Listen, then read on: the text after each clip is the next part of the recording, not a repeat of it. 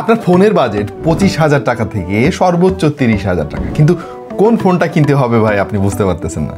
ভাই মাঝে মাঝে আমরাও বুঝতে পারি না, এই জন্য আমরা অনেক স্টাডি করি, মার্কেট অ্যানালাইসিস করি, ফোনগুলোর পারফরমেন্স দেখে তারপরে আপনাদেরকে পরামর্শ দিই। ইদানিং আমাদের অনেক ভিডিওতে আপনারা কমেন্ট করতেছেন যে ভাই আমার বাজেট 25, আমার বাজেট 30, কোন ফোনটা কিনবো, প্রচুর কমেন্ট আমরা পাচ্ছি এরকম। তো ভাবলাম যে ভাই কমেন্টে রিপ্লাই না দেওয়ার চাইতে একটা ভিডিও বানিয়ে ফেলি।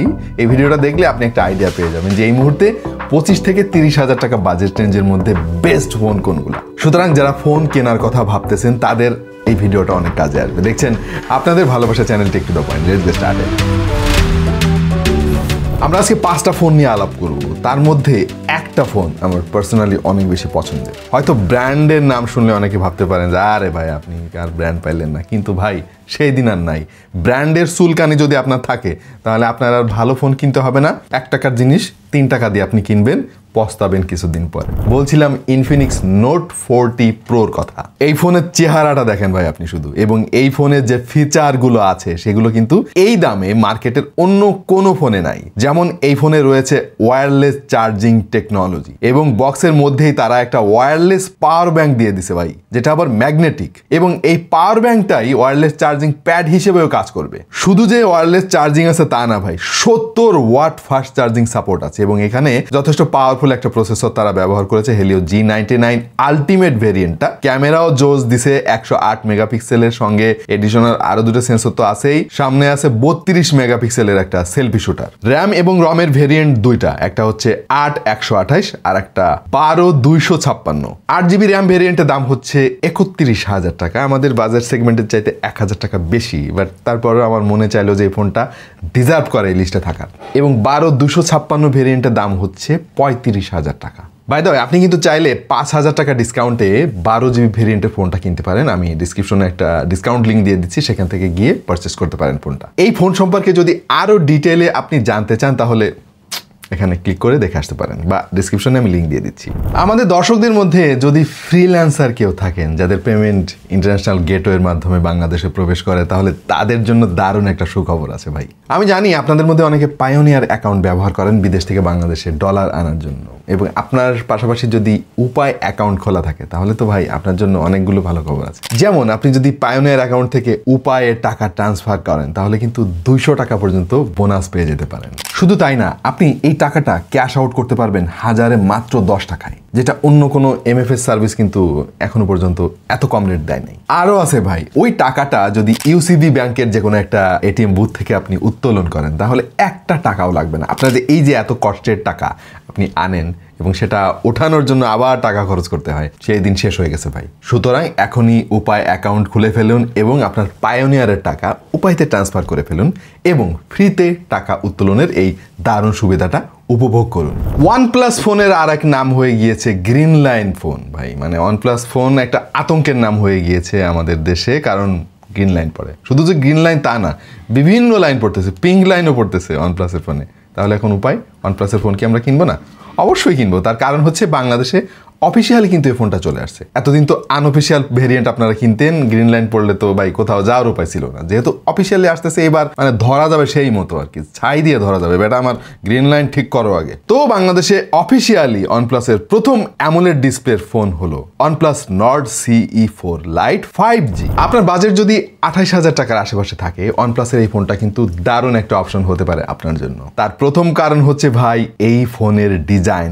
লুক অ্যাট দিস, মানে আপনি প্রেমে পড়ে যাবেন ভাই এটার ডিজাইন দেখে। আর সেই সঙ্গে এতে যে ডিসপ্লে তারা ব্যবহার করছে অস্থির 6.67 ইঞ্চির একটা ফুল HD প্লাস অ্যামোলেড ডিসপ্লে আছে, সেই সঙ্গে রিফ্রেশ রেট হচ্ছে 120 হার্জ। স্ন্যাপড্রাগনের 6 ন্যানোমিটারের 695 প্রসেসর তারা ব্যবহার করেছে, যেটা আবার 5G চিপসেট, তার মানে এই ফোনটাতে 5G নেটওয়ার্ক সাপোর্ট করবে। ফোনের ক্যামেরাও যথেষ্ট ভালো, আমরা টেস্ট করে দেখেছি ভাই, ফুল রিভিউতে দেখে আসতে পারেন আপনারা। আর UFS 2.2 স্টোরেজে তারা ব্যবহার করছে 256GB।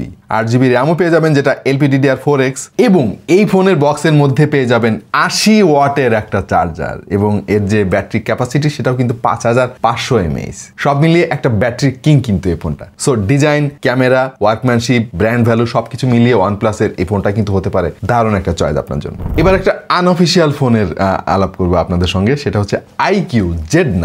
আনঅফিসিয়াল মার্কেটে এই ফোনটা 27 থেকে 28,000 টাকার মধ্যে আপনারা পেয়ে যাবেন, বাট স্পেকের দিক দিয়ে এই ফোনটা কিন্তু দুর্দান্ত। এই ফোনেও কিন্তু চমৎকার একটা ডিসপ্লে তারা ব্যবহার করেছে, 120 হার্জের অ্যামোলেড প্যানেল, ফুল HD, প্রসেসর হচ্ছে Dimensity 7200, 5G একটা চিপসেট। এখানেও OnePlus-এর মতোই ক্যামেরা সেটআপ তারা ব্যবহার করেছে এবং 8GB র্যামের সাথে রয়েছে 256GB স্টোরেজ আর 5000 mAh এর ব্যাটারির সঙ্গে 44 ওয়াটের ফাস্ট চার্জিং সাপোর্ট থাকবে। সো যারা একটু ভিন্ন ডিজাইন চান এবং ভিন্ন ধরনের একটা ফোন ব্যবহার করতে চান তারা IQ Z9টা চয়েস করতে পারেন।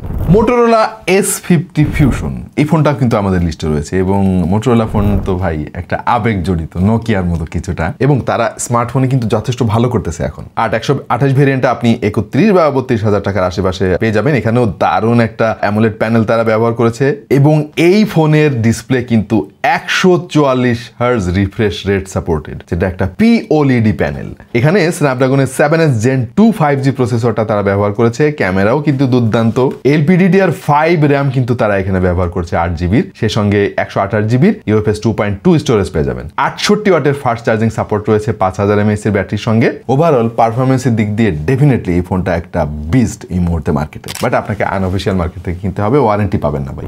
অলরাইট, যাদের বাজেট আরেকটু টাইট, ধরেন 25-এর উপরে ভাই ওঠানো আর সম্ভব না, তারা কিন্তু টেকনো ক্যামন 30 এই ফোনটা কিনতে পারেন। ফুল রিভিউ আমাদের চ্যানেলে অলরেডি আছে, দেখে আসতে পারেন আরো বিস্তারিত জানার জন্য। ডিসপ্লে হচ্ছে 6.78 ইঞ্চির একটা অ্যামোলেড প্যানেল সঙ্গে 120 হার্জের রিফ্রেশ রেট, আর এখানে চিপসেট হিসেবে তারা মিডিয়াটেকের হেলিও G99 আলটিমেট এডিশনটা ব্যবহার করেছে। সামনে পেছনে দুই জায়গাতেই 50 মেগাপিক্সেলের ক্যামেরা রয়েছে। স্টোরেজ ভেরিয়েন্ট হচ্ছে 8256। এই ফোনে 70 ওয়াটের ফাস্ট চার্জিং সাপোর্ট রয়েছে, সেই সাথে পেয়ে যাবেন 5000 mAh এর ব্যাটারি। অন্য সবকিছু বিবেচনায় এই ফোনটার কিন্তু সেরা 5-এ থাকার সব ধরনের যোগ্যতা রয়েছে। আমরা ব্র্যান্ড ভ্যালুতে বিশ্বাস করি না, আমরা বিশ্বাস করি ফোনের পারফরমেন্সে। বৃক্ষ তোমার নাম কি, ফলে পরিচয়।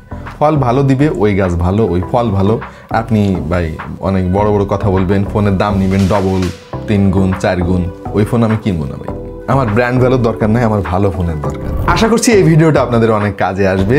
আপনি ফোন কেনেন বা না কেনেন, আপনার কোনো বন্ধু কিনতে পারে, তাদের সঙ্গে এই ভিডিওটা শেয়ার করে দিতে পারেন। এবং আপনি যে ভিডিওটা এতক্ষণ দেখলেন, প্রমাণ রাখতে হবে না, লাইক দিয়ে প্রমাণটা রেখে যান। আর আমাদের চ্যানেল সাবস্ক্রাইব করেন যদি করা না থাকে। দেখা হয়ে যাবে অন্য কোনো ভিডিওতে ভিন্ন কোনো বিষয় নেই। সেই পর্যন্ত সবাই ভালো থাকুন, সুস্থ থাকুন আর দেখতে থাকুন টেক টু দ্য পয়েন্ট।